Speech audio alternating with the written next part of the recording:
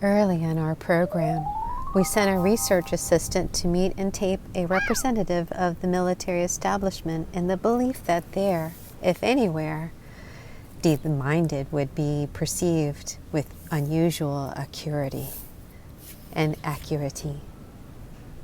The tape was a disappointment.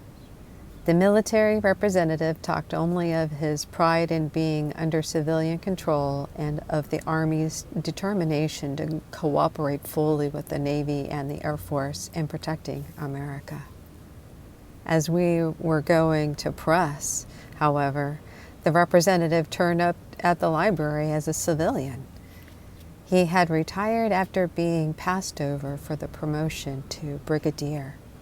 As a service to the pursuit of truth, he leaked to the laboratory the document reproduced below, which, he said, was lying on his desk at the time of the interview.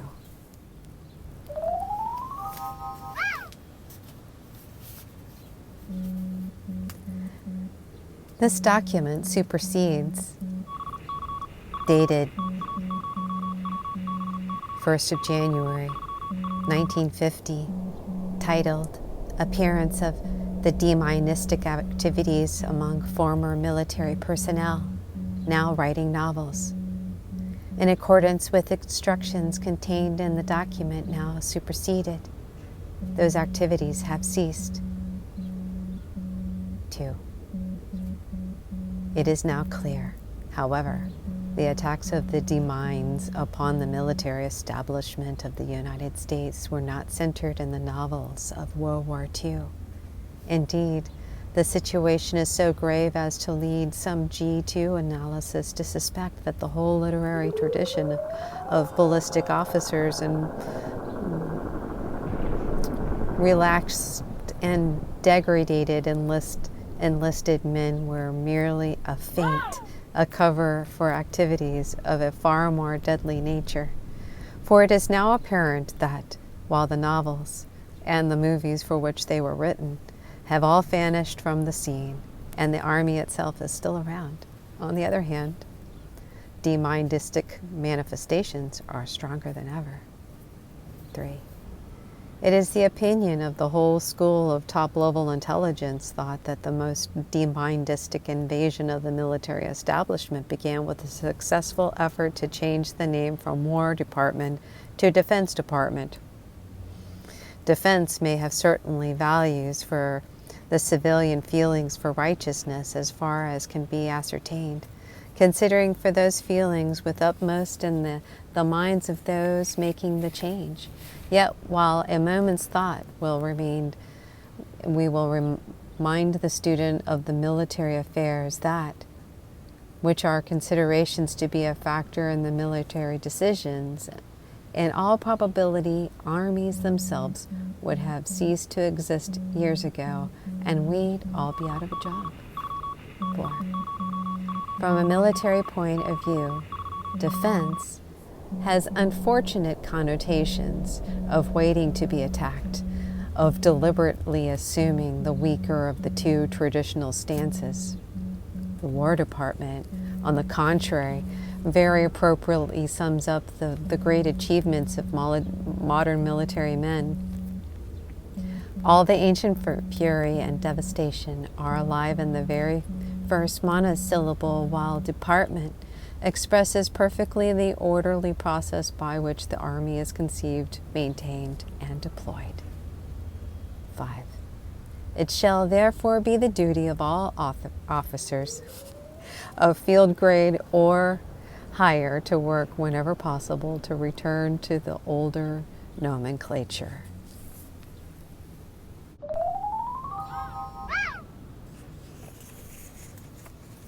Six. The master stroke of the deminded to date has been a brilliant attack on the very heart of the military system, command itself. References being made to the curious institutions known as the Joint Chief of Staff, a contradiction in terms, and successfully placing the revolving committee in charge of all military operations, The deminded have paralyzed command and have eliminated the most valuable training ground in command for all levels and field grades and general levels and officers. 7. As to the paralysis of command, a general officer who finds himself a member of the Joint Chief of Staff finds also that he is expected suddenly to think in terms of the warfare, or the welfare of the country rather than in terms of the welfare of his own arm. This creates confusion. 8. As to command training, the most secondary second lieutenant knows or learns quickly that in military training there is no substitute for actual combat conditions.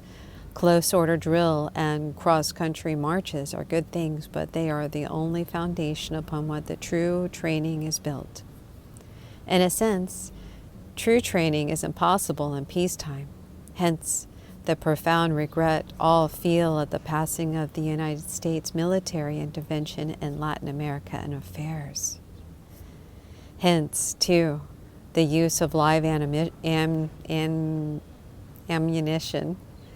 in certain training courses. The occasional fatality is not an unfortunate accident, but the things that give the training its value and keeps the trainees on the alert. 9. In command, the Army for generations has maintained an elaborate system of combat conditions in which the officer training play, as it were, for keeps. Thus, company-grade officers have a traditionally sought way to acquire the maximum of special allowances granted for various forms of special duty.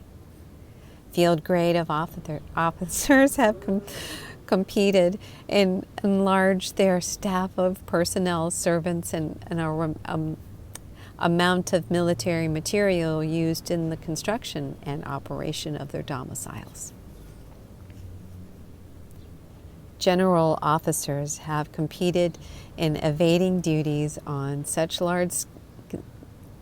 large-scale objects as the complete stock of a liquor store in a medium-sized town, and have sought, with a great success, post-retirement board chairmanships among purveyors of military supplies. Despite occasional lapses of vigilance and resulting embarrassment in the press, the system as a whole has worked admirably, for it have come some presidents of great universities and the most imposing array of memoir writers in our time. Truly, it has been said the Battle of Europe was won in the quartermaster depot of Fort Benning, Georgia. 10. But the pinnacle and the keystone of the entire system were at the top, where dedicated general officers cultivated the friendship of members of Congress, testified voluminously at hearings, and submitted to science fiction interviews with the press. All the view of enlarging our own appropriations at the inevitable expense of the others branches of its nature. The Joint Chiefs concept dislodges the keystone and therefore threatens the entire system of command training. 11. In determining their own degree of cooperation with the Joint Chiefs concept, general officers should be guided by the certain knowledge that, bad things as they are, they will become much worse if the Joint Chiefs idea is even actually made to work.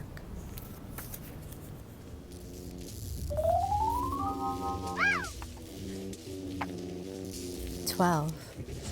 Destructive as the demonistic development described above has been, there are signs that their really massive assault will be launched on the field of military science and in the near future.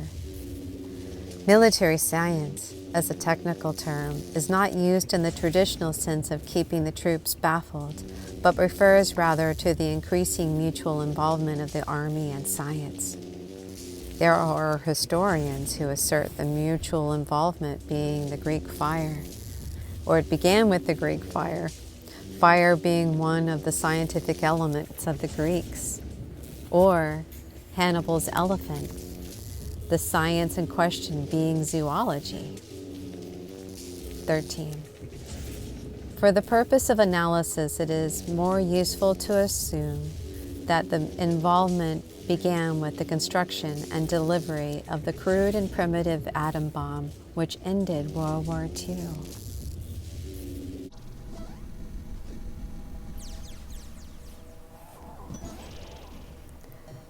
Civilian opinion of that event either deplored the bomb for its immense destruction or hailed it for the shortening the war. Both views typically miss the point. The real effect of the A-bomb was immediately to deprive some thousands of officers well-deserved promotions and of the long-envisioned opportunities for advancement and general begetting of one's condition through a major campaign stretched over thousands of miles of sea and land and over months and years. All of these dreams went up in the mushroom cloud, and in a few moments, general officers were scrambling for permanent rank of major. The whole business of nuclear warfare, though, thus began a distasteful and demoralizing. It was not improved, and it has not improved.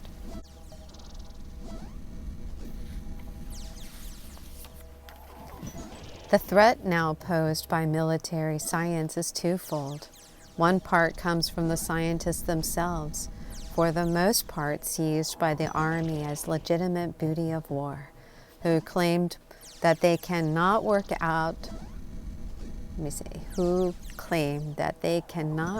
without what they call freedom, and who interpret this freedom to include the right to criticize their military superiors. Most long range, as is the threat that the increasing mechanization of war is going to cut down on the number of general officers that are needed to staff the computers and calculator units in the decision-making echelons. To this must be added to the distinct possibility that the scientific war of the future will be in two phases. In the first, all-out science phase will be over in days, perhaps hours, and will be heavily influenced by non-military scientists. The second phase, in phrase possibly the lasts for years, will be guerrilla disorganized, local or regional, and probably run by civilians who haven't even been to OCS, let alone the academy. 16. That's a distressing prospect.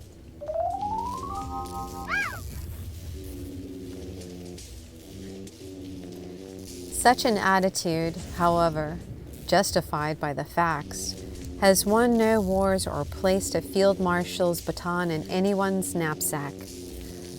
Clausewitz and Japanese wrestlers alike remind us that the consummation of the military art consisting in using the enemy's own strength against him. To deal with the long-range threat, when the scientific demons conjured up visions of total destruction, let us take comfort from the basic superiority. After the destruction is complete, it's going to be a lot easier to reconstruct close order drill than to do the same with nuclear physics. 18. Furthermore, it is of the essence of the military life, and the danger breeds opportunity. The dangers of the age of military science are ripe with opportunities. For one thing, all the scientific folderol generated widespread feelings that absolute security is vital. This means, if we but keep our heads, that we can go to Congress and demand maximum appropriations while disclosing little or even nothing of what we need the money for. 19. Nuclear explosives and military between them are rapidly transforming the upstart Air Force into a kind of artillery. Sooner or later, this can be proved beyond doubt even to Congress, and that independent branch can, for purely scientific reasons, be reabsorbed into the Army. It is this kind of imaginative thinking and doing that will win in the age of science. 20. There seems to be little we can do about the Navy in any age. 21. Dismissed.